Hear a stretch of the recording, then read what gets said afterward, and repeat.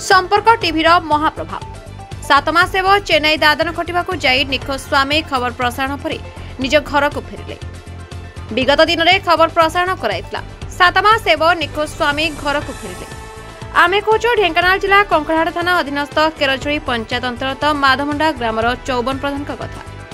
ओडिशा बाहर पारिश्रमिक राशि अधिक थिबारु इनकम करबा पई चली जाइतले ओडिशा बाहर को, किंतु बड़ दुखर विषय दादन देदेला दुख। चौबन को मुंड दोष बाहर चेन्नईर आंबातुर रामरम रेलवे स्टेशन ट्रेन ओह्लाई सेठरे एक रोड कड़े दिन राति हुई 8 दिन बीती जाते। परवर्ती समय पुणी रामरम स्टेशन को जाई टेस्ट नहीं।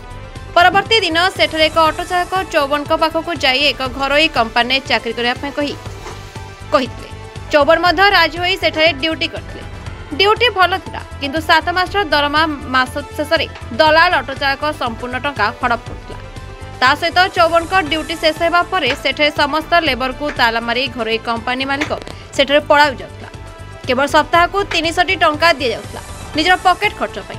से टंका को चौबन संचय कर रखिथिले। जेतेबे सोशल मीडिया एवं खबर कागज चौबन निखोज अछंती बोली खबर बाजला, से खबर को देखि चौबन ओडिशा को किभଳି लुचिकी जिवे प्लान करी बड़ कष्ट रे खबर प्रसारण 11 दिन रे निज घरे पहुंचथिले। चौबन घर को फेरी आसबार देखि श्री कविता प्रधान पिला छुआ माँ बापा ग्रामवासी आनंद कहले न सरे।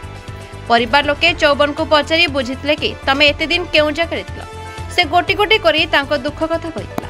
तांको परिवार लोके चौबन को दुख कथा सुनी जेतिके कांदिथिले सेतिके मध्य चौबन फेरी आसबार देखि खुशी रे आत्मविभोर होई परिवार लोके कांदी पकाइथिले। चौबन घर को फेरिया परे एबे सेही कविता प्रधान को दुखर संसारटी बेस हस खुशी रे भरी रहिछि।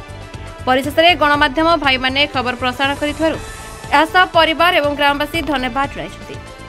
ढेंकानाल जिल्लार गोकुलानंद बेहेरा रिपोर्ट, संपर्क टीवी ओडिशा।